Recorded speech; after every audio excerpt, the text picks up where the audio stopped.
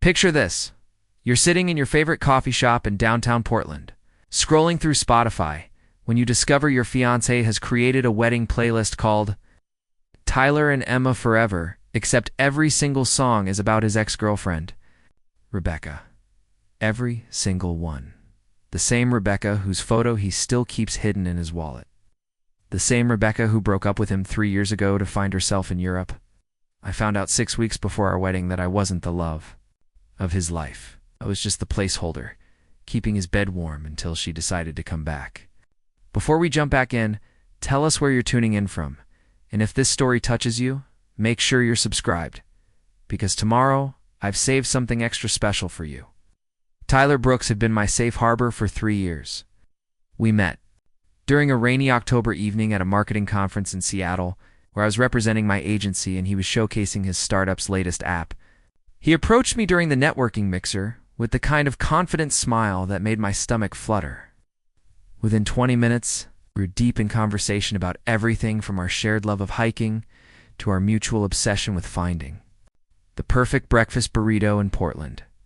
He seemed genuinely interested in my work, asking thoughtful questions about campaign strategies and creative processes. When he offered to drive me back to Portland the next day instead of taking the train, I said yes without hesitation. The early months felt like something out of a romantic comedy. Tyler would surprise me with tickets to indie concerts at small venues across the city. We'd spend weekends exploring the Columbia River Gorge, taking photos for my Instagram that he'd eagerly help me edit. He introduced me to his friends with obvious pride, and I felt like I'd finally found someone who saw my potential. When we moved in together after 8 months, it felt natural and right. His apartment in the Pearl District had floor-toozling windows that overlooked the city, and he cleared out half his closet without me even asking. Tyler proposed on a foggy morning at Multnomah Falls, getting down on one knee right where the mist from the waterfall created tiny rainbows in the air. The ring was exactly what I'd always dreamed of, a vintage Art Deco setting with a small but perfect diamond. He'd remembered a conversation we'd had months earlier about my grandmother's engagement ring and how much I loved that classic style. In that moment, surrounded by the sound of rushing water and the smell of pine trees, I felt like the luckiest woman alive. He was crying when he slipped the ring onto my finger, and I thought it was because he was overwhelmed with love for me. The engagement period stretched into what felt like the happiest 8 months of my life. We booked Riverside Gardens Event Center for the following spring, a gorgeous venue with string lights and exposed brick that overlooked the Willamette.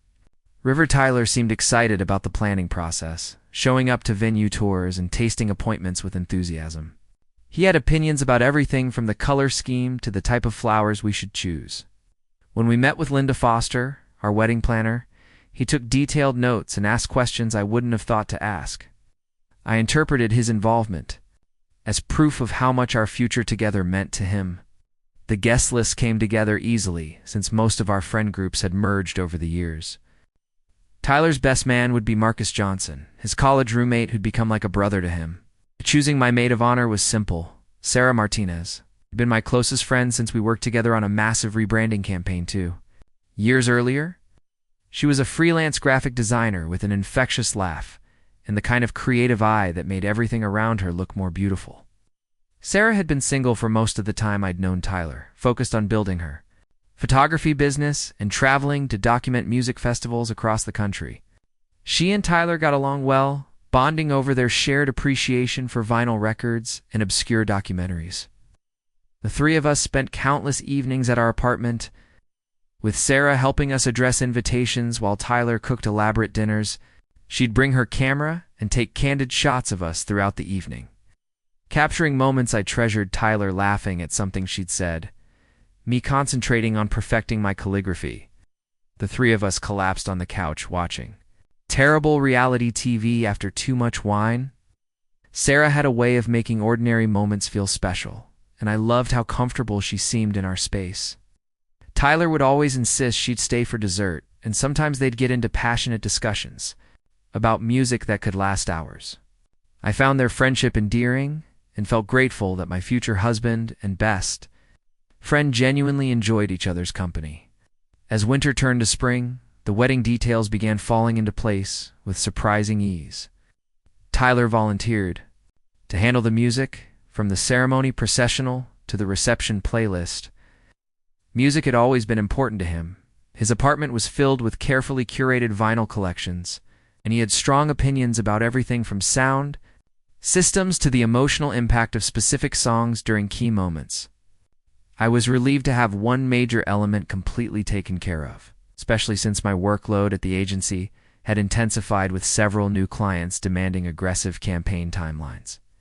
Tyler spent hours researching the perfect songs for each part of the day. He'd play samples for me while I worked on my laptop, asking for my input on tempo and mood. For the ceremony, he chose classical pieces that felt timeless and elegant.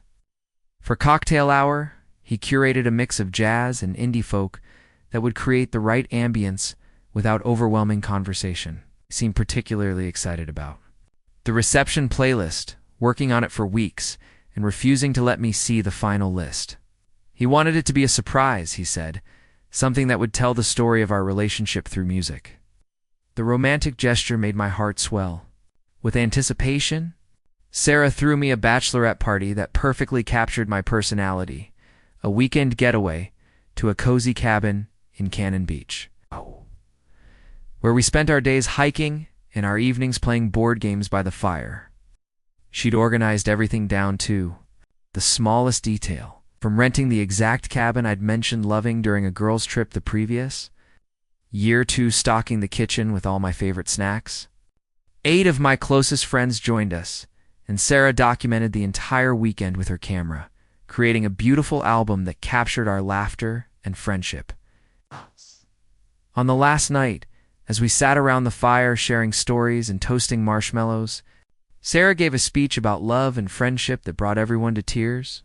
She talked about watching Tyler and me together, how obvious it was that we were meant for each other, how excited she was to stand beside me on the most important day of my life. The week before the wedding, everything felt surreal.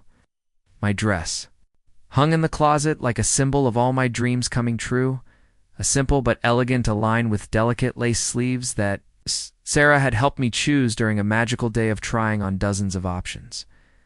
Tyler seemed relaxed and happy, handling last-minute details with the kind of calm confidence that made me fall in love with him in the first place. We'd have quiet moments in the evening where he'd pull me close and whisper about how excited he was to call me his wife, how perfect everything was going to be. Looking back, I realized those whispered promises were the calm before the storm. The last moments when I believed our love story was exactly what it appeared to be.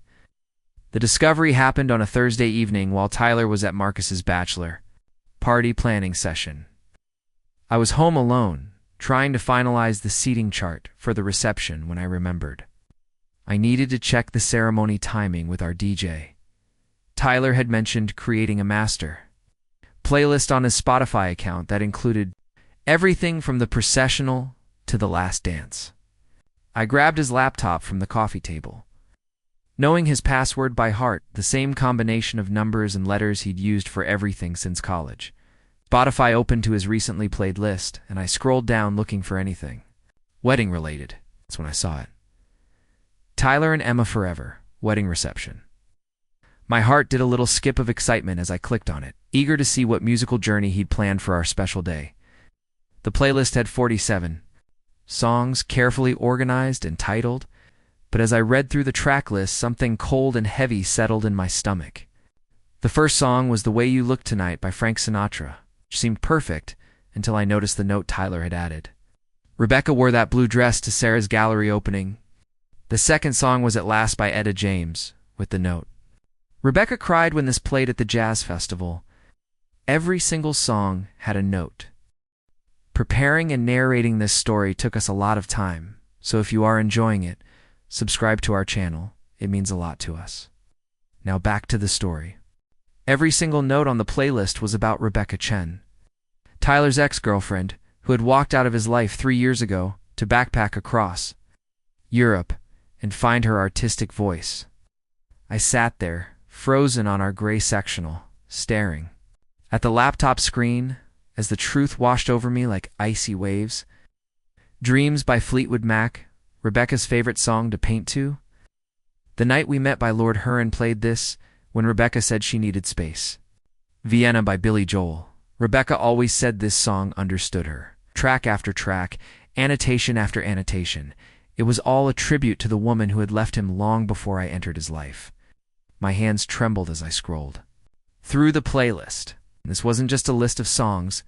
It was a 3-hour homage to a lost love curated for our wedding reception. The night that was supposed to be the happiest of my life had been soundtracked with memories of her.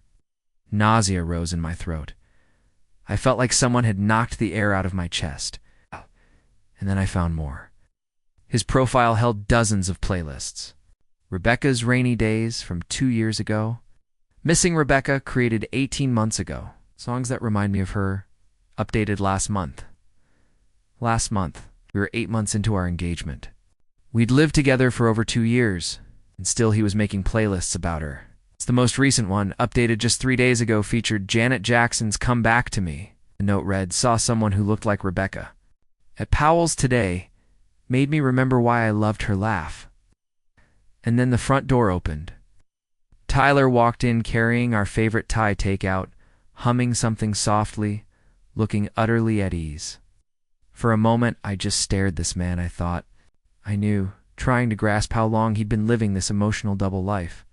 He smiled when he saw me, completely unaware of the storm waiting for him. "Hey, babe," he said, setting the bags down. "Got your favorite curry? How's the seating chart going?" There was no trace of guilt, no flicker of recognition that anything was wrong.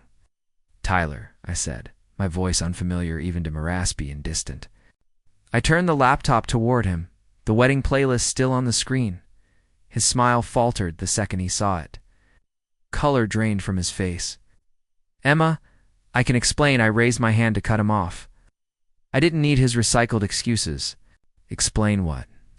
Why our wedding playlist is basically a love letter to Rebecca. Why you've been secretly making playlists about her the entire time we've been together. Why you added 2-1 3 days ago. My voice was rising now, bouncing. Off the apartment's high ceilings, Tyler ran both hands through his hair, anxious, fidgeting. A move I once found endearing. Not anymore. "It's not what you think," he said, avoiding my gaze. "They're just songs."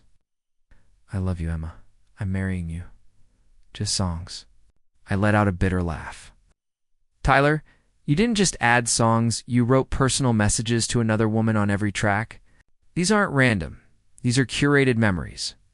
Emotional time capsules." "How is that meaningless?" he exhaled, finally meeting my eyes. "Rebecca and I were together a long time, for years. Of course, she's tied to certain music. That was then. You're now. You're my future." "Am I?" I asked, stepping closer. "Or am I just the one who didn't leave you?" My words hit him like a slap. I saw it in the way his shoulders sank and his eyes dimmed. "Emma, you don't get it. Rebecca and I, what we had was real. It was deep. But she chose something else. She walked away. You didn't. You stayed. You love me." "I stayed," I repeated, quietly but with venom. "So that's what I am to you? The one who stuck around? A placeholder?" I could see it in his expression. He hadn't even considered the difference between love and proximity. "I love you," he said again, but his voice wavered. It didn't sound like conviction. It sounded like doubt. "Emma, we have a good life together. We make sense." Rebecca was chaos and uncertainty and drama. "You're stable and supportive and everything I need in a partner." "Everything you need," I said, feeling something break inside my chest. "Not everything you want. Not everything you dream about. It's just everything you need." I thought about all the times I'd heard him on the phone with friends, describing me as perfect for him, or exactly what he was looking for. I'd interpreted those phrases as romantic, but now they sounded clinical, like he was describing a resume match rather than a love story. "Emma, please," Tyler said, standing up and reaching for my hands. "Don't do this. Don't ruin everything we've built over some stupid playlist. We're getting married in 6 days.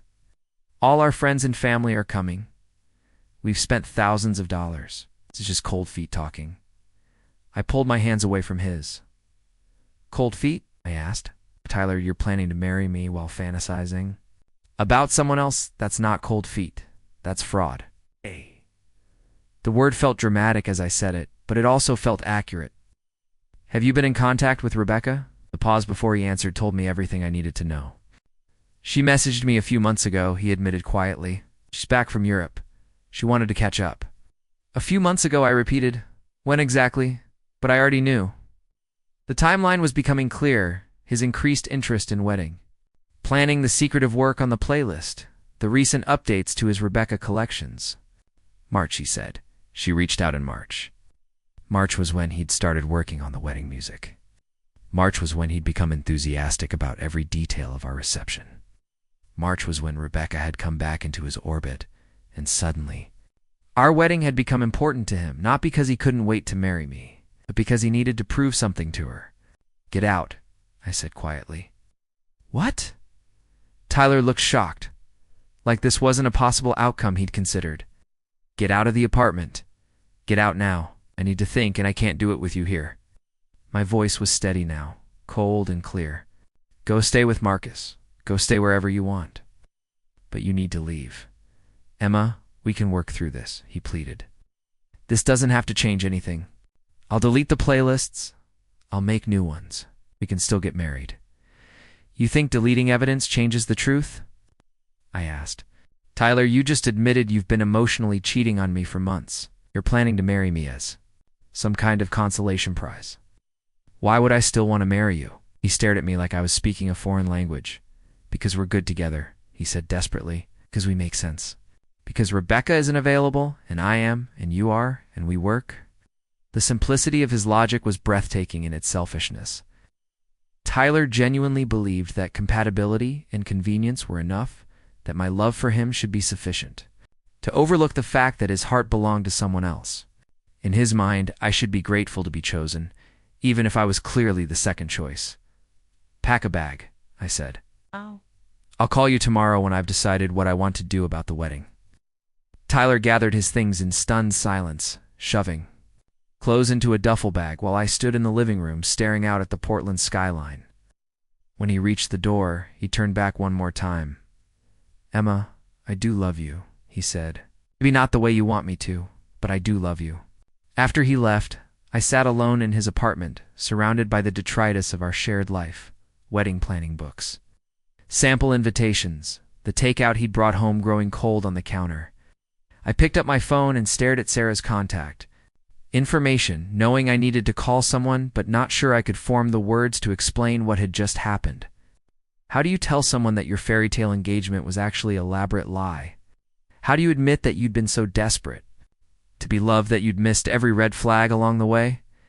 Instead of calling anyone, I opened my laptop and started researching how to cancel a wedding. Canceling a wedding turned out to be surprisingly complicated and expensive. I spent the entire night after Tyler left making phone calls and sending emails, trying to salvage what I could from the wreckage of our elaborate plans. The venue required 60 days' notice for a full refund, which we didn't have. The caterer could refund half if we canceled within the week. The florist was completely non-refundable since the arrangements were already being prepared. By dawn, I had calculated that calling off the wedding would cost us nearly $8,000 in lost deposits and fees. Sarah arrived at 7 in the morning with coffee and bagels, taking one look at my face before wrapping me in the kind of hug that made me realize I'd been holding my breath for hours. I'd finally called her around midnight, managing to choke out the basic facts through tears that felt like they might never stop. She'd wanted to come over immediately, that I'd convinced her to wait until morning when I might be capable of having a coherent conversation. How are you holding up? She asked, settling onto the couch beside me. Her dark hair was pulled back in a messy bun, and she was wearing paint-stained jeans, clearly having rushed over without thinking about her appearance. The casual intimacy of her concern felt like a lifeline in the chaos of my emotions. I keep thinking I should feel angrier, I admitted, wrapping my hands around the warm coffee cup. Like, I should be throwing his stuff out the window or keying his car or something dramatic. But mostly I just feel hollow. And stupid. Really, really stupid. Sarah shook her head firmly. You're not stupid, Emma. You trusted someone you loved. That's not stupidity. That's courage. Tyler's the one who betrayed that trust. He spent the morning going through the practical aspects of undoing a wedding. Sarah took over the phone calls while I dealt with the vendors who required in-person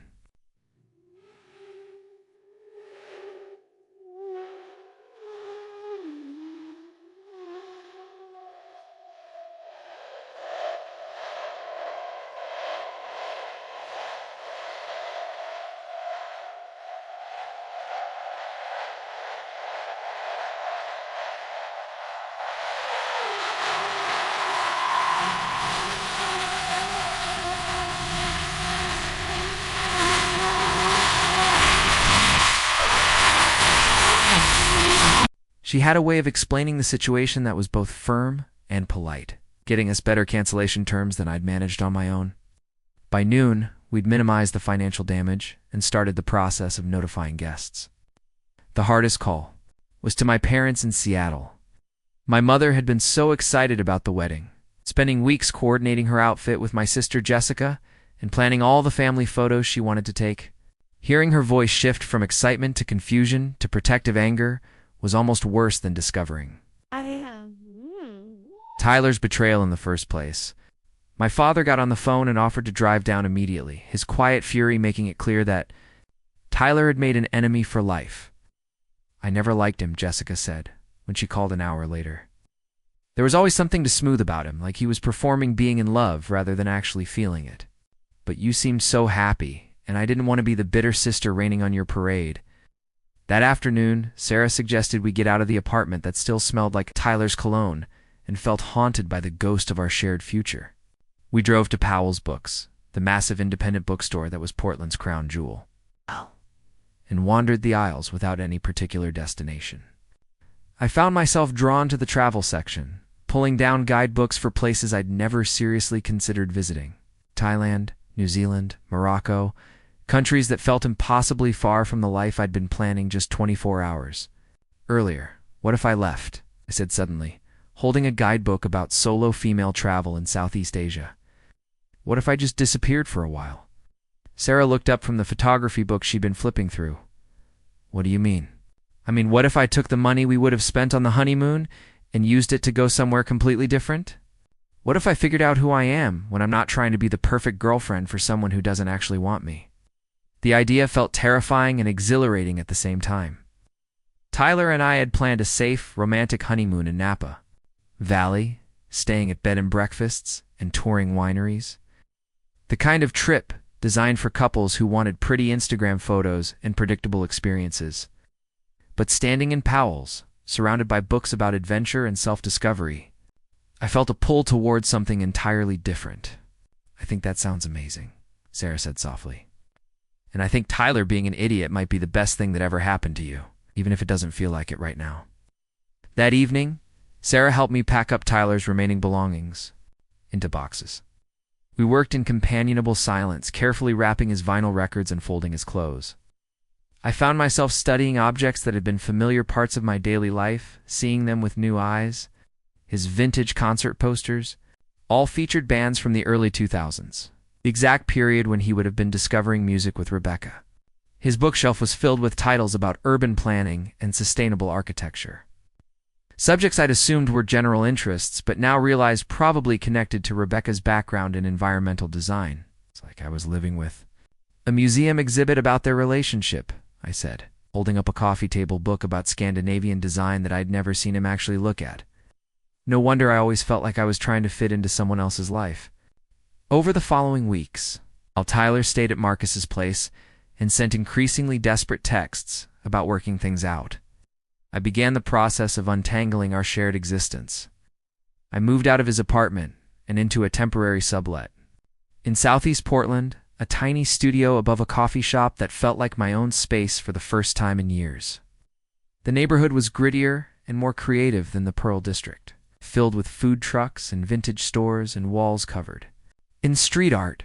I took a leave of absence from my marketing job, using vacation time and family emergency days to give myself space to think. My boss, Janet, was surprisingly understanding when I explained the situation in vague terms. She'd been through her own divorce years earlier and recognized the shell-shocked look of someone whose life had imploded overnight. Take all the time you need, she said during our phone conversation. Your job will be here when you're ready, but don't rush back before you've processed this. You've been operating in crisis mode for years without realizing it. Janet's words stuck with me because they felt uncomfortably accurate. Looking back on my relationship with Tyler, I could see how much energy I'd expended trying to be the girlfriend he wanted rather than simply being myself. I'd developed opinions about bands I didn't actually enjoy because he was passionate about music. I'd learned to cook elaborate meals because he appreciated fine dining. I'd even changed my workout routine to match his hiking schedule, abandoning the yoga classes I'd loved because they didn't fit into our coupled activities. The realization that I'd been slowly erasing myself was both liberating and devastating. Liberating because it meant I could reclaim those lost parts of my identity. Devastating because it meant the relationship I'd thought was so perfect had actually been profoundly unhealthy from the beginning. I started therapy with Dr. Kim Martinez, a counselor who specialized in helping people rebuild their sense of self after major life transitions. Our sessions took place in a cozy office filled with plants and natural light. And Dr. Martinez had a way of asking questions that helped me see patterns I'd never noticed before. Tell me about a time in your relationship when you felt most authentically yourself, she asked during our third session. I sat in silence for several minutes, scrolling through memories of Tyler and me together. I'm not sure there was one, I finally admitted. I think I was always performing, trying to be the version of myself that would make him happy. What would authentic Emma look like? Dr. Martinez asked. If you weren't trying to please anyone else, who would you be? That question haunted me for days. I realized I'd been defining myself in relation to other people for so long that I wasn't sure I knew how to exist independently. The prospect of discovering who I really was felt both thrilling and terrifying. I started small, reconnecting with interests I'd abandoned during my relationship with Tyler.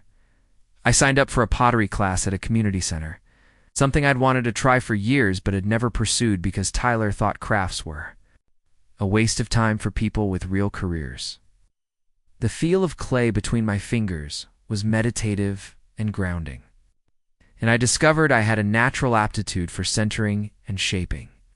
My instructor, Alina, was a retired art teacher who encouraged experimentation and celebrated imperfection as part of the creative process. I also returned to yoga, finding a studio that specialized in restorative practices rather than the intense flow classes Tyler had preferred. The slow, mindful movements felt like coming home to my body after years of pushing myself to match someone else's pace. During Shavasana, lying still in the dimly lit studio, I sometimes felt fleeting moments of peace that reminded me what contentment could feel like when it wasn't dependent on someone else's approval. Sarah became my closest companion during this period of reconstruction. She'd stop by my studio apartment with takeout and wine.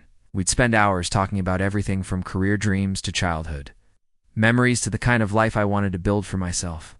She was an amazing listener, asking thoughtful questions that helped me process my experiences without ever making me feel judged or pitied. You know what I love about spending time with you now? Sarah said one evening as we sat on my tiny balcony watching the sunset. You're actually present.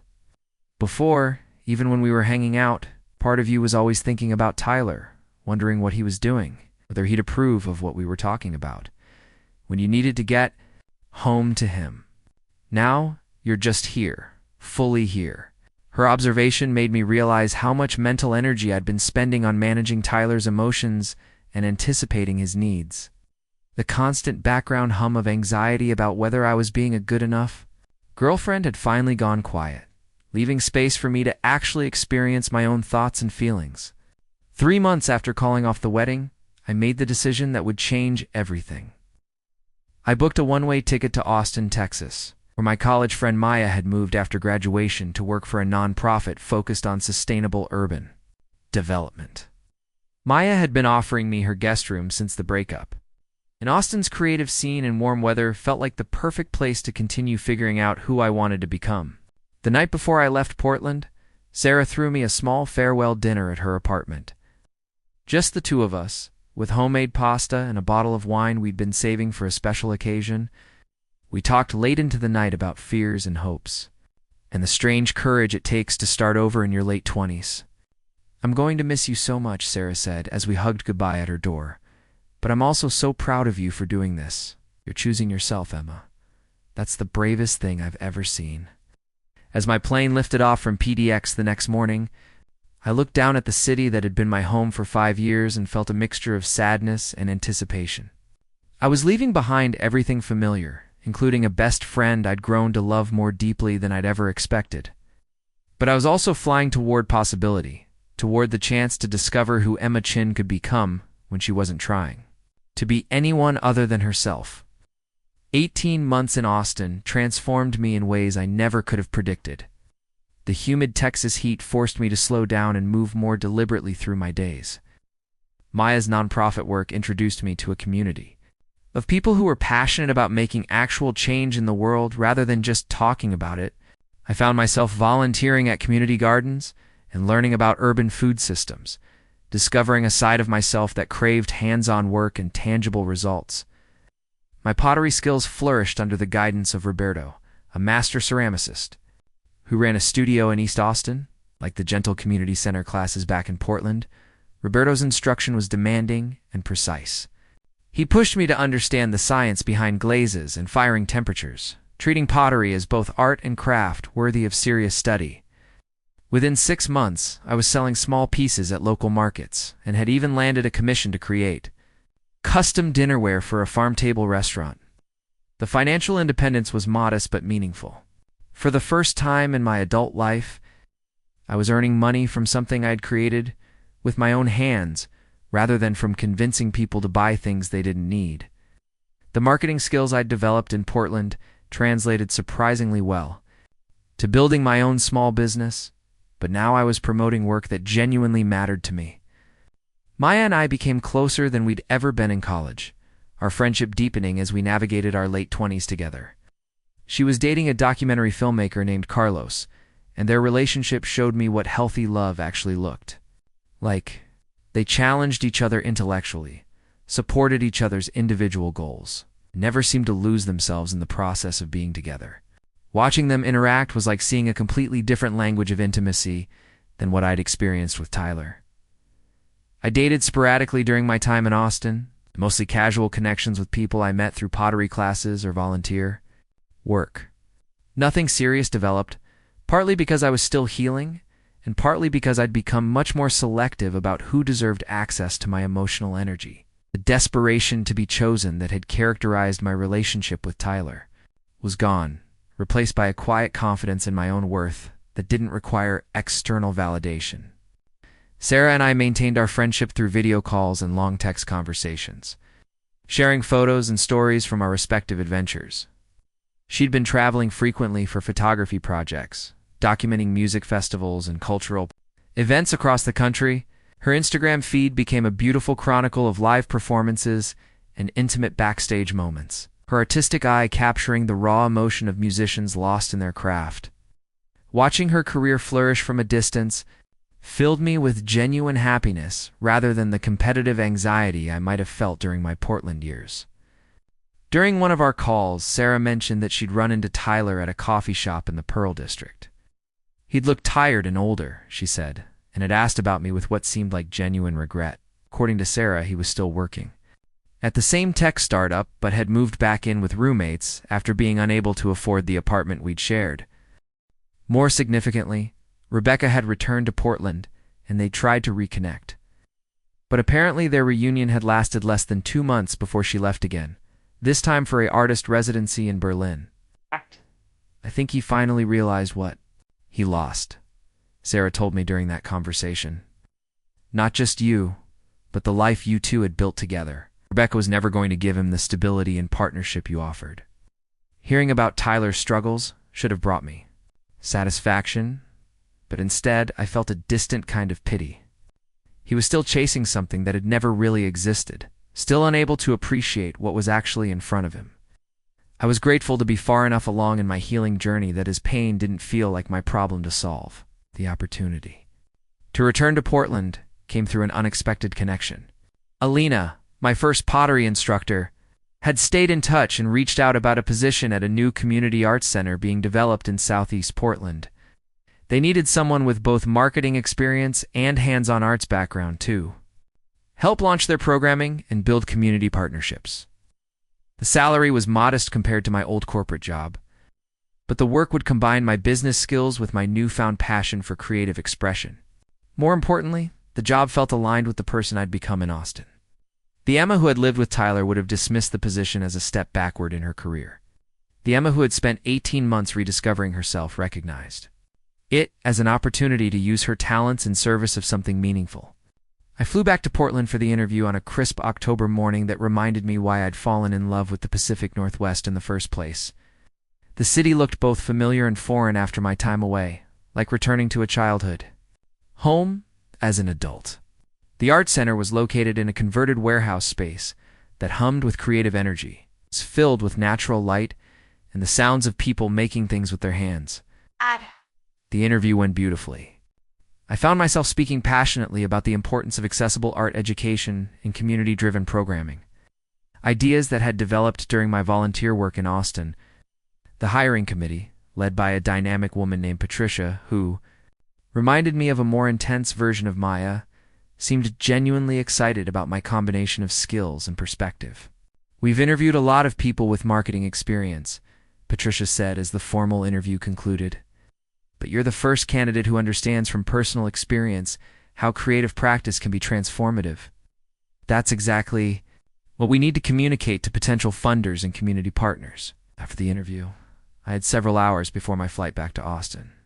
Instead of staying downtown, I found myself driving to my old neighborhood, curious about how it would feel to revisit the scene of my former life. The coffee shop below my old studio apartment had changed hands and been renovated. It's industrial. Aesthetics softened with plants and warm lighting. I ordered a lavender latte and sat by the window, watching pedestrians navigate the familiar streets. That's when I saw him. Tyler was walking down the sidewalk with a woman I didn't recognize, their body language suggesting they were more than friends. She was petite and blonde, wearing the kind of effortlessly stylish outfit that had always made me feel underdressed during my Portland years. Tyler looked essentially the same, perhaps a little thinner, his hair styled the way I remembered. They were deep in conversation, his attention focused entirely on whatever she was saying. For a moment, I expected to feel something: jealousy, anger, regret, curiosity about who this new woman was and whether she knew about his pattern of emotional unavailability. Instead, I felt remarkably neutral, like observing strangers whose drama had nothing to do with me. Tyler had become just another person walking down a Portland street, someone whose choices and relationships were no longer connected to my happiness or sense of self-worth. After they passed, I pulled out my phone and called Sarah. She answered on the second ring, her voice bright with surprise at hearing from me in the middle of a workday. "Emma, how did the interview go?" "It's really well," I said, still watching the street where Tyler had disappeared. "I think they're going to offer me the position." "That's amazing. Are you going to take it?" I paused, considering the question seriously.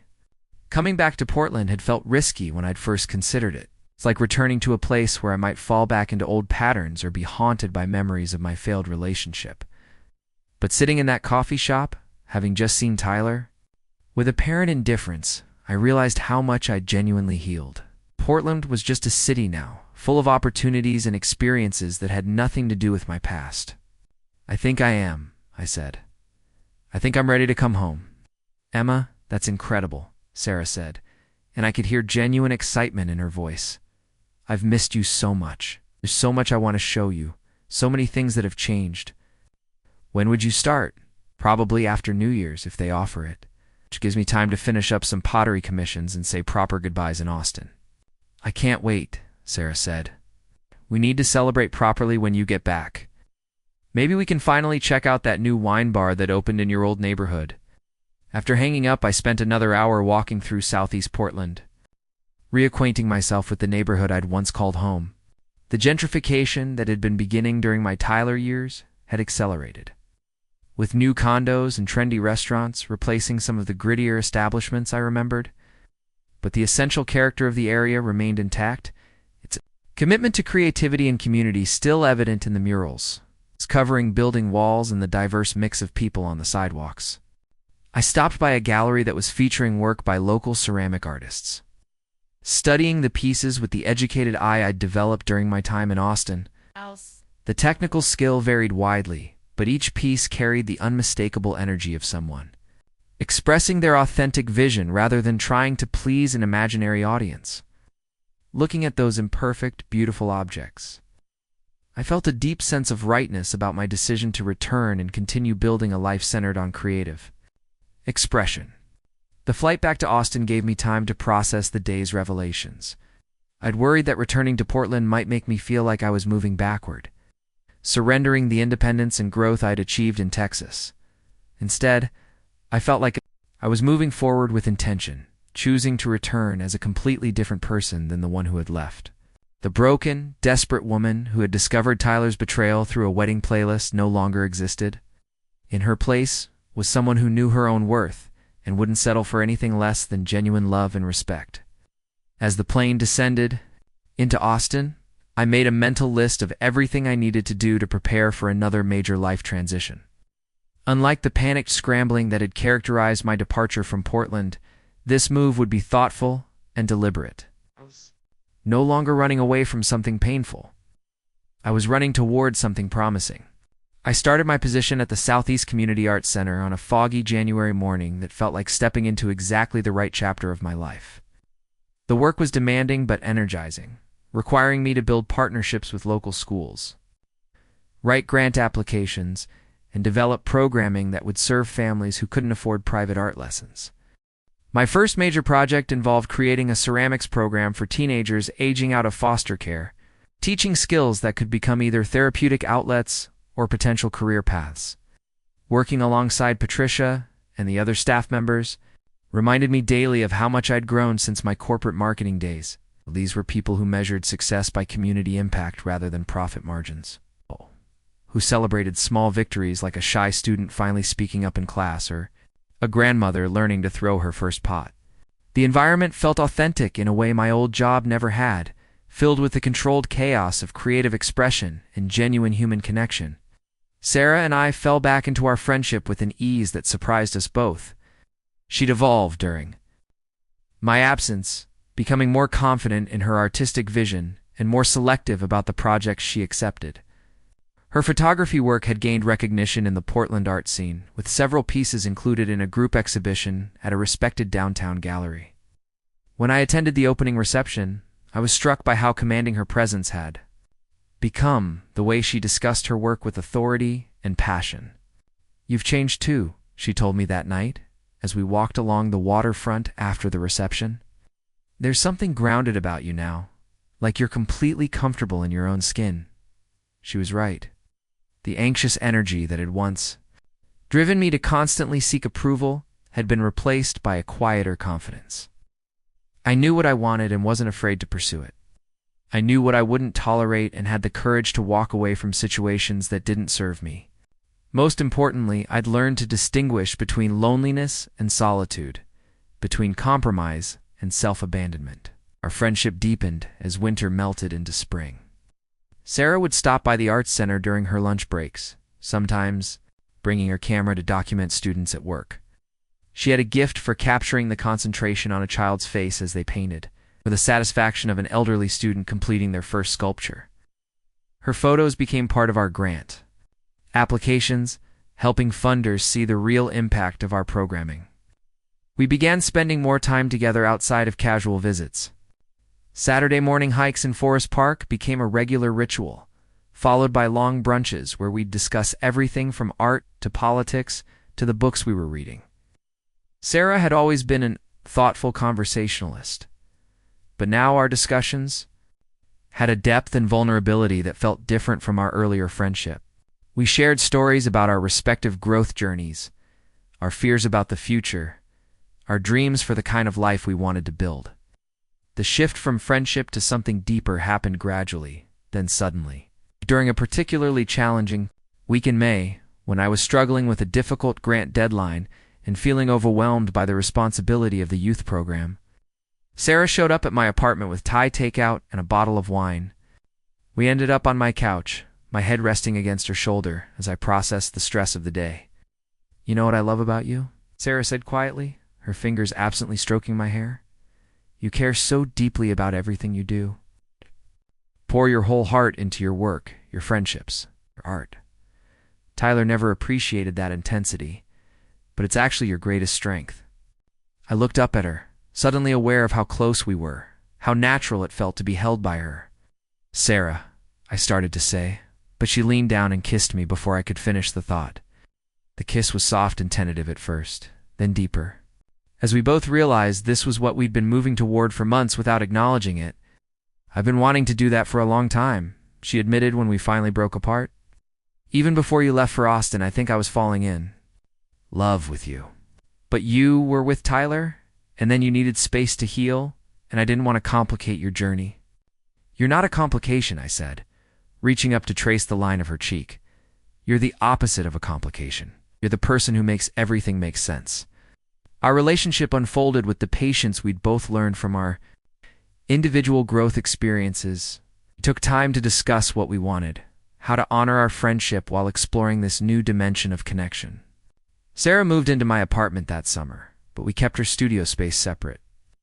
Understanding the importance of maintaining our individual creative practices alongside our shared life. The wedding happened exactly 2 years after I'd called off my engagement to Tyler. Sarah and I exchanged vows in the sculpture garden behind the Arts Center, surrounded by 30 of our closest friends and family members. Instead of traditional music, we asked a student quartet from the center to perform pieces they'd composed themselves. Instead of a formal reception, we hosted a potluck celebration where everyone contributed something homemade. My wedding dress was a simple vintage design I'd found at an estate sale, altered to fit perfectly by Maria, one of the talented seamstresses who took classes at the center. Sarah wore a tailored jumpsuit in deep blue that highlighted her eyes and reflected her practical, artistic nature. We exchanged rings I'd made myself during evening pottery sessions. Simple bands glazed in complementary earth tones that felt like physical reminders of the work we'd both done to become people capable of healthy love. Jessica served as my maid of honor, but in a moment that felt perfectly symbolic, I asked Rachel to give a reading during the ceremony. She chose a passage about friendship as the foundation of lasting love, her voice steady and warm as she spoke. About witnessing our journey from companions to partners. Even my parents, initially confused by my relationship with Sarah, were visibly moved by the genuine joy radiating from both of us. Tyler wasn't invited, obviously, but I heard through mutual acquaintances that he'd married the blonde woman I'd seen him with during my interview trip. According to the gossip, it had been a large, traditional wedding with all the elaborate details I'd once thought I wanted. I felt nothing but mild curiosity about his new life, the same detached interest I might have in a former colleague's career update. Our honeymoon was a photography and pottery workshop in New Mexico. Combining Sarah's passion for capturing landscapes with my interest in traditional ceramic techniques, we spent a week learning from Native American artists, sleeping under stars that seemed impossibly bright after years of city living. On our last night, sitting by a campfire with clay dust still under my fingernails and Sarah's camera equipment scattered around us, I felt the profound contentment of someone who had found exactly where they belonged.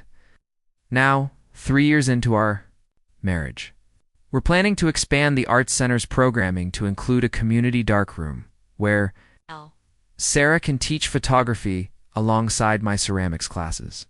We've talked about adopting children who could benefit from the same kind of creative mentorship that helped shape both of our paths. Our life together feels like a collaboration rather than a compromise, each of us contributing our strengths, while supporting the other's individual growth. Sometimes I think about the Emma who discovered Tyler's playlist and felt like her world was ending.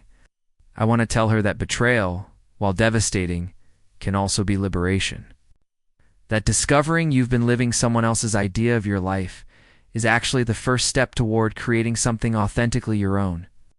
That the person who will truly love you is probably already closer than you think, waiting patiently for you to become ready to recognize what real partnership looks like. Up next, you've got 2 more standout stories right on your screen. If this one hit the mark, you won't want to pass these up. Just click and check them out.